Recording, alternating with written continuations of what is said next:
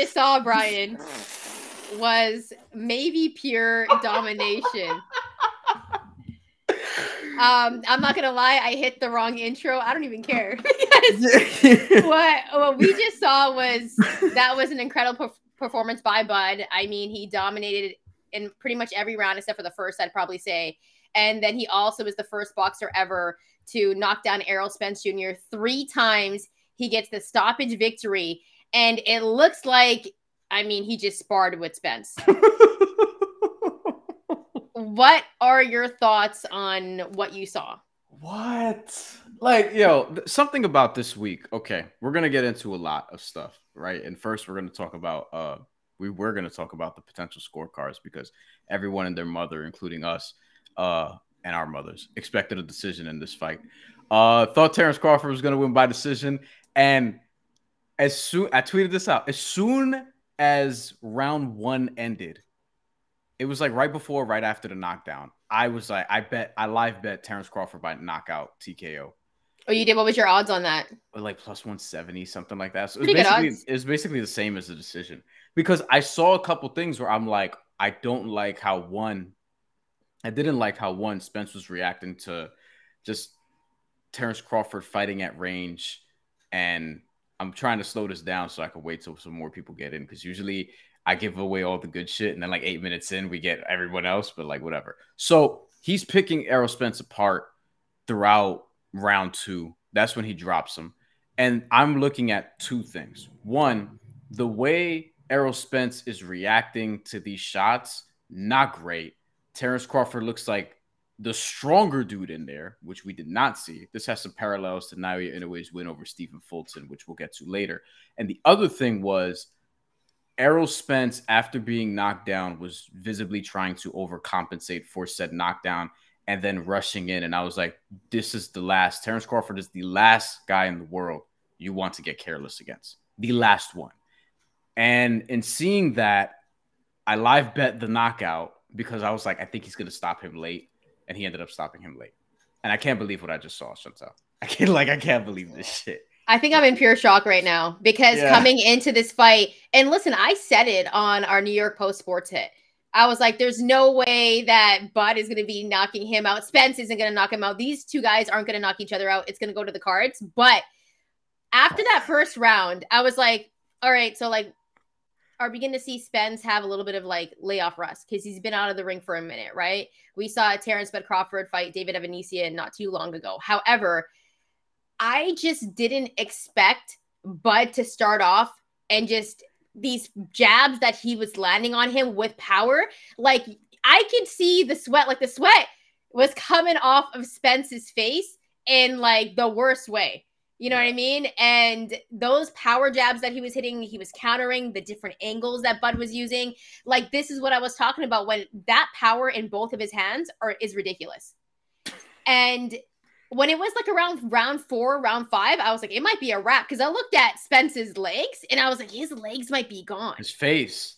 And that was when the doctor had to look at him after like round 4, because you saw the eye started swelling up, his nose, he was bloody. And I was like, I've never seen Errol Spence look like that. No one has. He's also never been dropped 3 times, right? And or so at all. Period.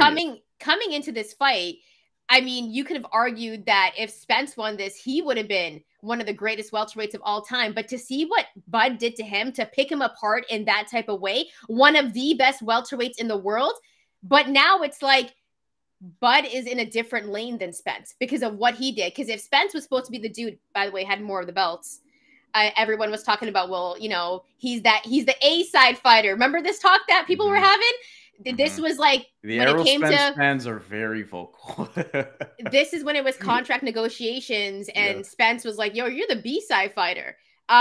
What we just saw right now, Errol is definitely the B-side fighter, but also just in the ring, like Bud looked big. I didn't expect him to look that big against Spence because Spence is naturally the bigger guy. Yeah. And he looked big in the ring, and he was fighting like the bigger man. And I looked at it and I was like, wait a minute. Like, this is not how it's supposed to go. And and there was like a moment, I think it was, okay, so in that 6th round, Errol was getting to the body. He was trying to do some things, but Bud just kept on landing cleaner shots, and he just exposed him defensively. He exposed Errol Spence Jr. And listen, Spence said he wants a rematch of this fight. I don't know if he does. That wasn't close, Bryan. That was an ass whooping. He's going to activate the clause, he said, at the end. For people who didn't see the interviews, Errol Spence said he plans on activating the rematch clause. He hopes that it's going to be at 154. I doubt it. And if I'm Terence Crawford, I'm like, nah, bro, you got to get these belts at welterweight, son. You know, you got to do that shit. And then with Errol Spence, he said that he wants this fight in December. He wants it before the end of the year. We'll see about that. And I don't know. Bud's 40-0 too, by the way. At this point, like after this performance by Bud, and this is what we talked about if you saw our 3-part preview, which by the way, you can go check it out. We both had Bud winning. However, in that preview, I talked about like he's 40-0, just put on the best performance of his career. Nobody else has Errol Spence Jr. on their resume. He could literally just walk off into the sunset, and we could probably be sitting down here talking about how Bud might be one of the best boxers we've ever seen. And I think the scorecards here if you're interested. Yes. All judges gave Errol Spence 1 round. 2 judges gave him round 1. 1 other judge gave him round 3, which was the round after the first flash knockdown, which, you know, whatever. But I think, look, and we'll get to comments and things of that nature. We will. So keep them coming, because we're going to just flood you with your comments and your questions and your observations at the end of the show. So make sure you bring that to us and tell your friends, send a link to the show, whatever. I picked Terence Crawford on points and then live bet the knockout, as I said. And I was stunned at how he did it. I was legitimately in awe. Like, I was in awe about Naoya Inoue this week. This was a better performance. Naoya Inoue was like it was almost perfect. This was like as perfect. Well, you know what the difference is about that fight? The difference about that fight is, as much as I love Cool Boy Steph, you know I'm a big fan of Cool Boy Steph, and I was going hard for him for that fight. He's not Spence. He's not Errol Spence. Right. No. And like, so he was the best in his weight class, but he just became the best in his weight class. He's not Spence, though. He's not Spence. So this performance by Terence Crawford, which was supposed to be a 50-50 fight, ended up being pure domination by Spence, picked him apart. He washed him. Like, 3 knockdowns. He knocked Errol. Errol Spence is one of these dudes, like, I didn't think I'd see him ever lose like this. Maybe he loses a couple times in his career, but there are certain dudes, you don't see them ever get dominated in this way. I never thought that somebody was going to do this to him.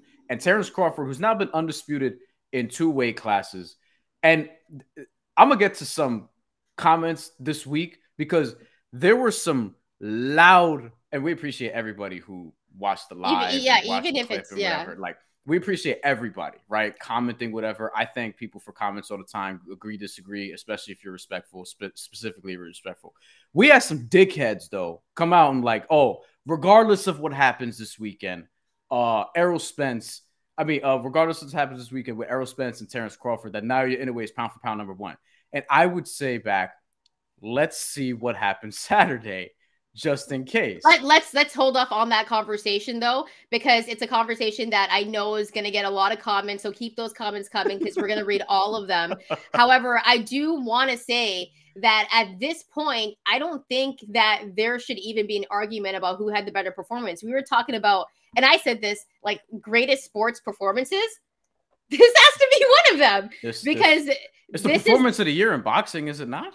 It might be one of the performances of the year just in general, just in sports, because who would have thought that Bud Crawford could do this to a guy like Errol Spence Jr.? I mean, coming into it, there's a lot of Spence fans. I don't think a lot of people were giving Bud credit because of Spence's resume. And I go back to this.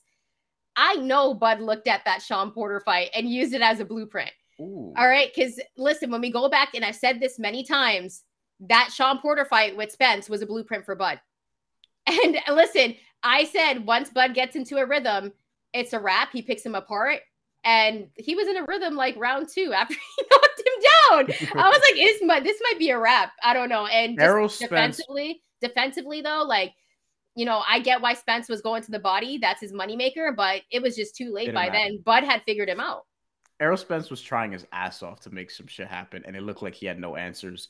And with Terence Crawford, he would get hit, and I didn't see him phased at all in this fight. It was scary. Like, that dude is a psycho. Justin Gaethje. You saw that, right? Justin Gaethje knocked out Dustin Poirier in the second round. Sorry, okay, cool. Sheesh, I got to go back to that. Okay, that's why you were... That's why you're being disrespectful on the live. Yeah, that's why you weren't listening to anything I was saying. Anyways, I heard you. Terence Crawford. Look, I didn't think that he was going to pick him apart this way, but like, let's get into next what sort of should happen next. And there are a lot of possibilities, but really we know what's going to happen next. And Terence Crawford is probably going to take this rematch, because why would he not? There's a rematch clause for a reason. Errol Spence is going to invoke this. And I think he should make him come down to 147, try to take the undisputed title 147. And I have no reason to think that the second fight that we're expecting to get, Errol Spence says maybe December.